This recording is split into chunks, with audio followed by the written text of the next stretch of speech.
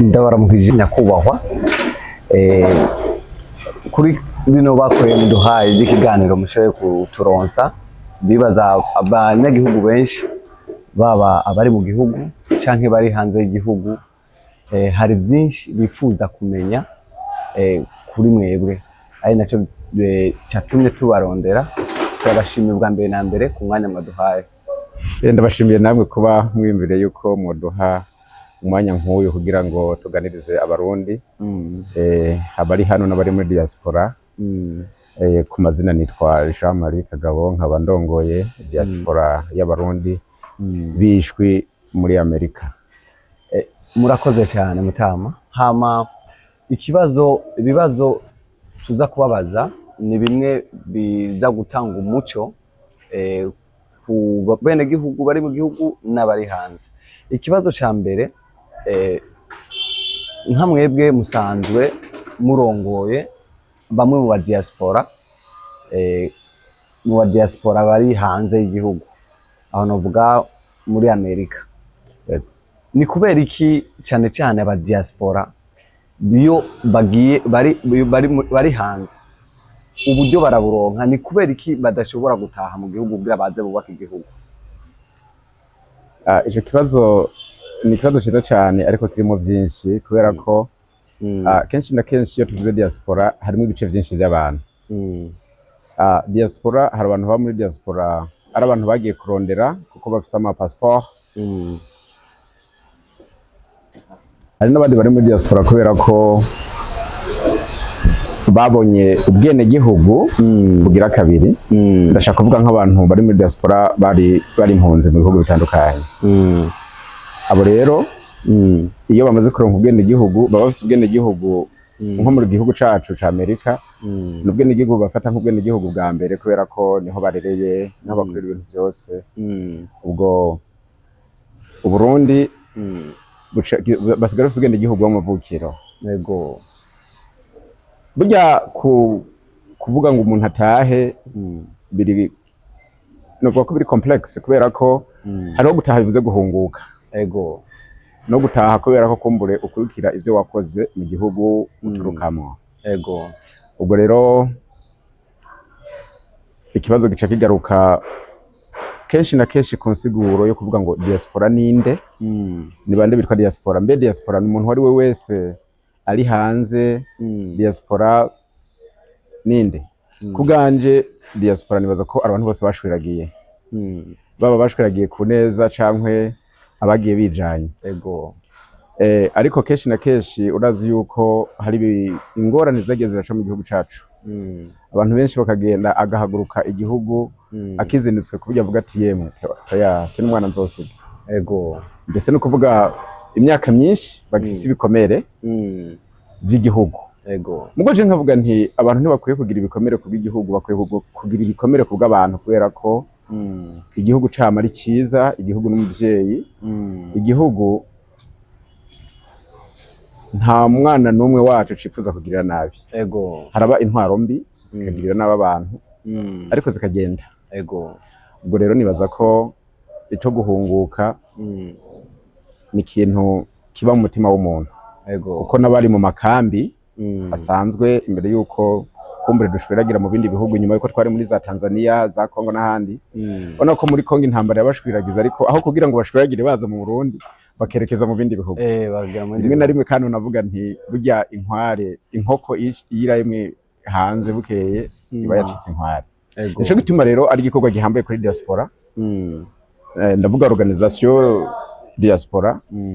Dufise ingorane zikomeye kubera ko mu byo tujejwe harimo kwibutsa abarundi ico bari cyo. Ego. Haraba bitahura n'abatabitahura. Ego. Ivyo rero bikadusaba inguvu nyinshi kugira ngo abantu bamenye ko umuntu aho yataye uruzogi, inkomoko yiwe, arakaranga kiwe mu ruvyaro rw'ubu n'uruzoza n'uzokurikira. Ego.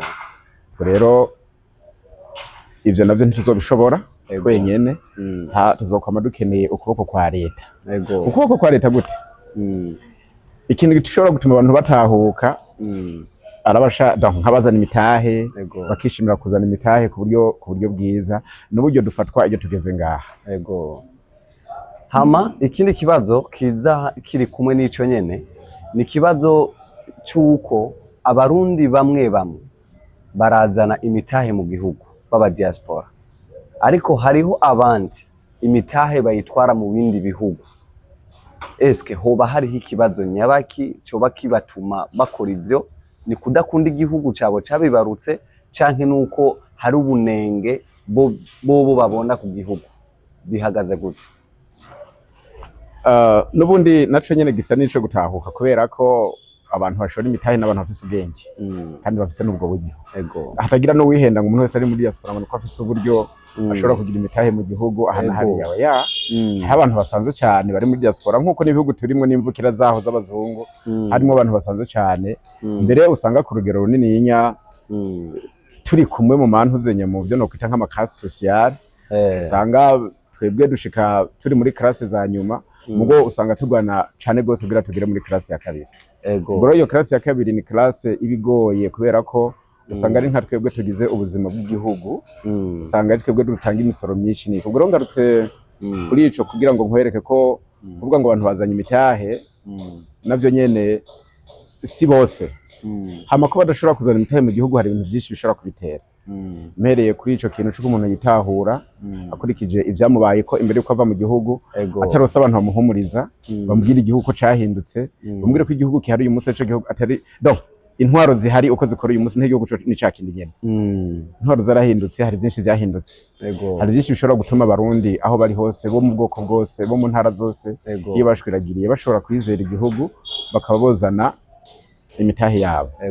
Kubera ko twebwe rero tuba hanze ubufise accès ku gihugu cyacu cyose, kuko je uyu munsi ushatse no twara imitahe yanje mu Bushinwa nta ngorane nimwe, noja mu Buyapani, noja mu Bubirigi, noja muri Tanzania, hariho hose. Ubwo rero umuntu iyo ariko arashora imitahe biravana nico ariko arashora imitahe uko cyo mwungukira nuko ahashora bamworohereza. Nkano mu gihugu cyacu ni igihugu kiriko kiritegura cyane gose cerekeza mu iterambere, ariko usanga rimwe na rimwe hari byinshi bigikeneye gukorwa kugira ngo abantu bashobore kwiyumvamo gushoramwo imitahe yabo ku rugero rwo hejuru. Kubera ko dufate nko ku buryo bw'ukuntu abantu bahana amafaranga, ikintu cyagiye kiragaruka mu ntuzenye mu minsi tumaze muri bino biganiro twarimo bimaze hafi indwi yose irenga. Uburyo bw'amabanki korohereza abantu kuba bakurikirana amafaranga yabo, nimba umuntu yashoye umutahe yunguka akaba yotora inyungu yiwe vyorosha akayitahuka niyari kamufasha. Biracagoye, ariko twaraganiriye n'ababijejwe baraduha umuco, dusanga ivyo twahora benshi bari biyumvira baramaze kwironkera inyishu. Igisigaye nuko bija mu ngiro, kuko nk'ubu uyu munsi isi y'uyu munsi ijana na technology. Mu gihe uyu munsi usanga umuntu akigendana umuganda w'amafaranga, ahandi ntabwo ariko bimeze, abandi bagendana amakarata. Umutekano w'umuntu no ku mutekano w'amafaranga yiwe. Ubwo n'ivyo byose nibaza ko ni ibintu twaganiriye cyane inzego zitandukanye hano muri za leta, ko zose inzego zose zogira ico zivuze nico zikoze kubijanye n'iterambere ry'abanyagihugu, kubijanye n'ibibazo abantu bari muri diaspora bafise, twari kumwe, twarababajije baradusigurira. Ubwo rero ndibaza yuko hagiye kuboneka impinduka. Izo mpinduka rero nazo kugira ngo ziboneke n'ubundi ni ingufu za leta kugira ngo dukorane, badushirire ibintu ahabona natwe dushobore kubihereza abo turongoye. Nagomba mvuge nko ku kintu ca technology mu bijanye n'ibintu vya investment, nuko abantuzenya leta yacu yogira reforme iboneka nkuko twagiye turibasaba mu kintu kijanye n'amabanki, kugira ngo amabanki uburyo akora ajane n'uburyo bwe nk'ibijanye n'amatransaction bidategereza ko imisi yose bidepanda ku byo twita ama Swift, no kuvuga ku bindi bihugu n'abanyene bashobora kuvyikorera. Nimba jewe mfise banke yanje, mfise amafaranga yanje, nkaba no yarunkana mu gihugu, nashaka yo nashize muri banki hano nkayatora ata amafizi, byo twita ajya amafaranga y'inyongera, no sinzi jambo gize cyo kubikoresha mu Kirundi, ajya amafaranga ushobora kwishura hejuru y'amafaranga uri kurashaka gutora nesa by'ingurane ajyanye. Oya, ndavuga amafaranga nk'ubu dufate jewe hano nungutse ibihumbi 100 by'amadolari, ndashaka mu 220 byo kwifashisha iyomba. Ugaca usanga bariko baranyaka amafaranga y'umurengera kugira ngo ushobore kugira izo transaction. aba diaspora muheruka gutegura ihiganwa ry'imbona kazoza aho mwatanze ubushimwe abarundi benshi barabyishimiye kuko ntivyahoraho.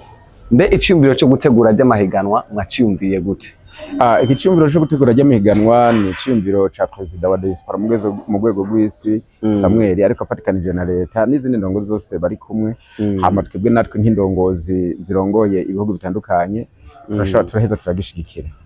Ni iciyumviro c'uko uravye akigoro k'umukuru w'igihugu nabo bafatikanije intuze integuro bagize y'imbona kazoza y'ibihumbi 2040 igihugu cifashe, ibihumbi 2060 igihugu giteye imbere. Si integuro yoshoboka ikozwe n'abarundi gusa bari mu gihugu, ni integuro isaba ingufu z'umuntu wari wese ahari, kandi iyi si integuro izoja mu ngiro kubera amajambo abantu bavuga gusa. Ni integuro izoja mu ngiro ari uko igiye mu mitwe y'abantu, umuntu wese umuto n'umukuru akumva ko ari igikorwa ciwe. Ni muri iyo ntumbero diaspora yashoboye gufasha muri ibi bikorwa byo gutanga byo gukoresha no mahiganwa yageze mu ntara zose agasozera hano mu gisagara cya Bujumbura. Tugaruke kuri iki naco citerambere. Nicahe ikintu gwaruka bwo kwitega kuri diaspora. Iyo uvuze ugwaruka ushaka kuvuga iki? Kubera ko na diaspora hari ugwaruka. Ndavuga ugwaruka ruri mu Burundi. Nicaye ikintu bwo kwitega kuba diaspora, ndabashiye mu hamwe ati diaspora ugwaruka rw'u Burundi no gwaruka gwifuza ubufasha buvuye muri mwebwe musanzwe muri bihugu by'Iburaya byo mu bazungu, kuko murabona byinshi byotuma ugwaruka muruzaniye zabe inyigisho zabe ko benshi baba batarashika muri ivyo bihugu.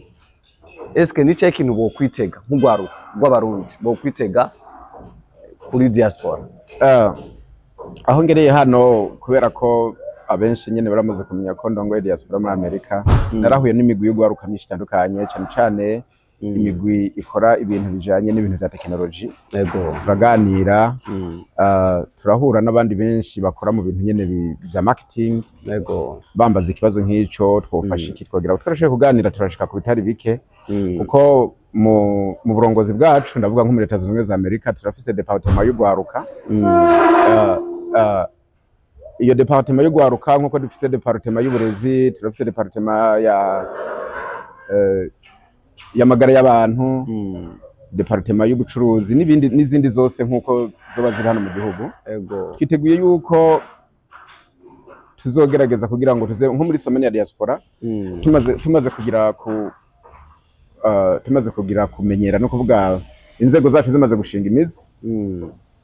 Turiko turategura ico no kwita platform ku buryo tuzohora tuza muri buno buruhuko bw'ici, tukazana izo nzego zose navuze zigahura n'inzego bisa navyo hano mu gihugu, bagahugurana bagahanahana ivyiyumviro, kuko ibi bintu n'ubundi ayandi ma departement za PNID n'abandi barabikora, ahubwo turashaka yuko twebwe tubikora muri diaspora, kuko ugwaruka rwacu nago barafise intambwe zihambaye mu bintu bya technology nivyo babamwo, kugira ngo bashobore gufasha ugwaruka ruri ngaha kumenya kugira ngo tureko bashobora gukorana. Uretse ko mu bana mu ugwaruka twashoboye guhura ntibasinziriye, nasanze nabo bari au jour cyo kimwe n'abandi bose, gusa usanga ikintu baguma barira n'ubufasha ntibifise uburyo.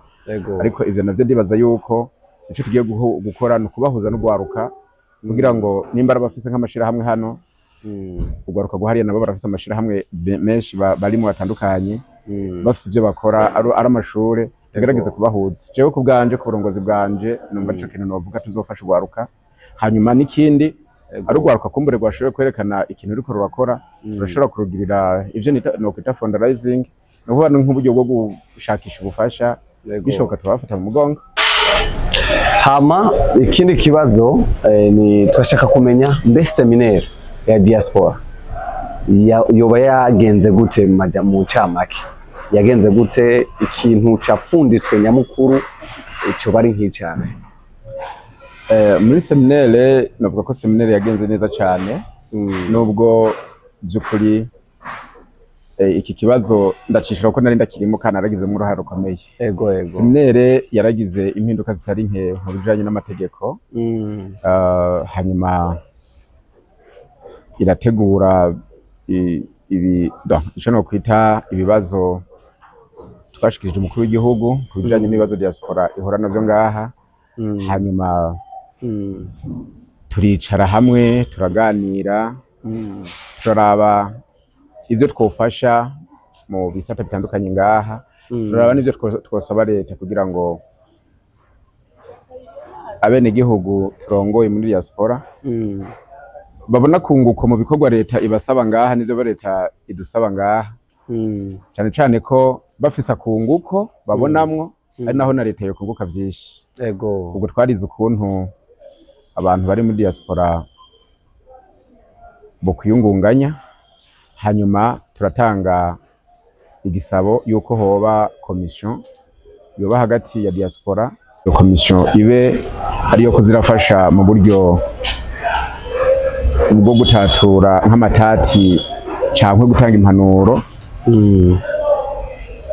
ku nzego zitandukanye zo muri diaspora, mbese ikaba nk'umuhuza hagati ya diaspora na leta muri make. Ego. Ikindi kibazo ni ikibazo cy'uko dushaka kumenya, abarundi bashaka kumenya baba ba diaspora nyene bwite canke abasanzwe basanzwe baba hano mu gihugu, eske kubijanye n'imbona kazoza aba diaspora bose bavyumva kumwe canke harabo bitega babona ko bitabaraba? Nkuko nabivuze, kubisanzwe nta gikorwa na kimwe ushobora gutegura. Iki ni gikorwa cyateguwe n'igihugu. Yego. Kandi ni gikorwa kiraba umurundi wese ahari. Yego. Kubera ko iyo mbona kazoza igezweho, ndibaza ko ca kibazo wavuga ati ni kwereka abantu bamwe badataha. Nta mpamvu kumura abantu bazogifise yo kumva amahanga. Yego. Abantu bayishitse ko abantu benshi bazokwifuza kuza kuba mu Burundi harimo na diaspora nyene. Yego. Ubwo rero ko uko diaspora ibona imbona kazoza, twebwe nk'indongozi nkuko nabivuze hejuru, imbona kazoza y'igihugu tuyifata nk'igikorwa cacu. Yego. Uko leta iri kwiragerageza guhimiriza abarundi kugira ngo bahindure ingendo, yego, imbona bashobore gushika kubona kazoza, twebwe na twebwe nico kintu kituragishinga. Yego. Mu kubw'abanyagihugu turongoye, bamwe baravyumva, abandi ntibavyumva. Yego. Ubwo rero n'igikorwa cacu kugira ngo bose bavyumve. Ikindi kibazo cyo tugenda kurangiza, nashaka abantu bari bashaka kumenya mbe ku ruhande turavye ibindi bihugu bidateye imbere navyo vyarihaye imbona kazoza yavyo. Turafata nka Dubai mu kuyubaka bayihaye imyaka runaka, baba bayubatse kibari gisagara ciza.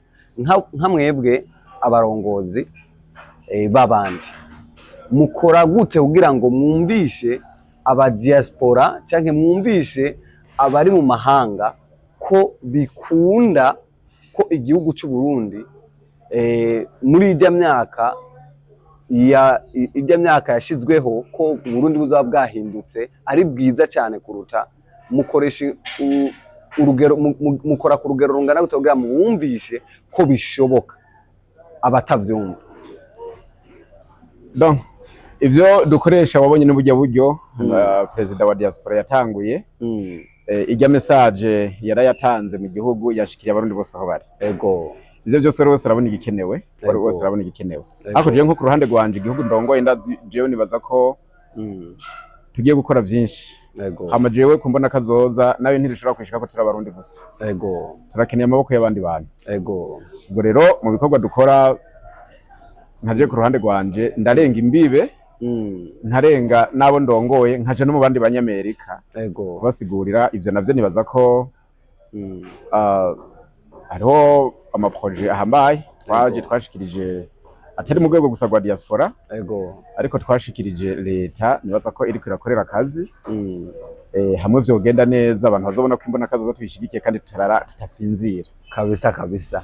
Hama kubijyanye no mu gihugu cyatugara ikiganiro ariko mutubabarire cyane kubijyanye no mu gihugu, ubona biziyoroha go dushika kumbona kazoza ama industry atari kugwizwa ku bwinshi, mbe nkam muriko murabishiramo ingufu zimeze gute kugira ngo mugwize ama industry, kuko ndazi murabishoboye, ndazi mubihisemo birakunda, kugira mugwize amashirahamwe, amahinguriro, kugira ngo muri iyo myaka tuyishikeho vyoroshe.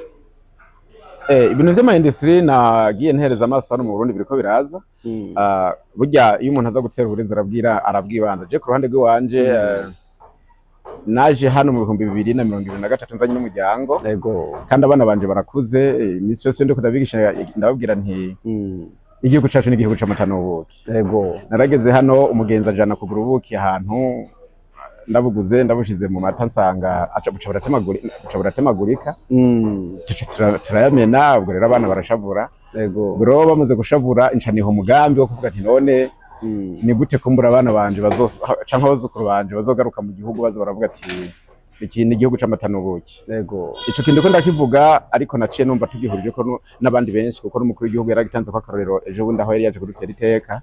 Jewe ndafise umugambi ku ruhande rw'iwanje nise mata n'ubuki, no kuvuga ndashaka yuko ku ruhande rw'iwanje hariho projet nini cyane ndiko ndategura, nivyakunda nshobora kuba mu bice bitari bike vy'igihugu, aho dushobora korora inka nyinshi n'inzuki nyinshi. Mbere ndiko ndagira ubushakashatsi kugira ngo dushobore kugira business plan cyangwa plan d'affaires uko bavyita mu Gifaransa, maze kumenya neza ni hehe umuntu yokororera bigakunda. Uretse ko sanzwe maze no kugira ibibanza bitari bike, maze kwegeranya kubwo mugambi nyene, uko sindi muri babandi mvuga nimba ngomba kurangura umugambi ngo mpaka mbanze kuraba leta. Oya, umugambi wanje ngomba kuwutegura, nabona ntushoboka nkawureka. N'ubundi ko ndabivuga hari igihe vyonanira, ariko aho ngeze ndazi ko nzobishobora. Ubwo rero ubwo bushake mfise nabubonye mu bandi bantu benshi bo muri diaspora. Ubu novuga ejo mu ngendo twagize zo gusozera ino ndwi hariya diaspora, twaragendeye hopitale ya Tanganyika Hospital. Ni hopitale iteye igomwe kandi iriko irafasha abantu bashobora kuba batazi y'ibiciro biri hasi, ariko ikorera abantu ku buryo bw'iburayi. Niyo mu diaspora n'ubundi. Twarashoboye kugendera rero n'inyubako za Fabrice hariko arubaka mu bigwati vyiwe. Ubwo navyo ukabona gose ko abantu bari muri diaspora bahagurutse gose bagira iterambere gihute mu gihugu. Mbere nk'igisabo nkaba nosaba abantu muri diaspora cyane muri diaspora ndongo ya Leta Zunze Ubumwe za Amerika, ko abantu bose bogera hano muri kino gihugu mu bintu boraba ivyo bintu biraba, kubera ko burya iyo igihugu cubatse neza, iyo igihugu kirimo amahopitali menshi kandi ashobora gukorera bene igihugu, usanga igihugu gisa neza. Uko mbona kazoza inyubakwa ni bimwe mu bintu no kwita ko ari nk'umwambaro w'igihugu. Ubwo rero abantu benshi ntibazi neza ibiriko birakorerwa mu gihugu, kuko jewe aka kanya namaze ngaha narashoboye kugendera mu bibanza jewe ntigeze nibaza mu buzima bwanje ko bishobora kuba muri kino gihugu. Ubwo nkaba nsaba abarundi ko boza barafata akanya, kuko turaruhukira mu yandi mareta. Iyo hageze akanya ko kuja muri vacances, boza baza hano mu gihugu kuharuhukira inshuro nyinshi gusumba uko babigira mbere, bakagerageza kuza bararaba bongera banabaza ko boshikanwa ahantu heza nkaho nagenda bona hano muri mwanya muto nyamaze. Ubwo rero muri uko nkibaza neza ko noba nishiye ku kibazo cyawe. Murakoze cyane mwubahwa, murakoze cyane ku mwanya muduhaye, tukaba tubashimiye.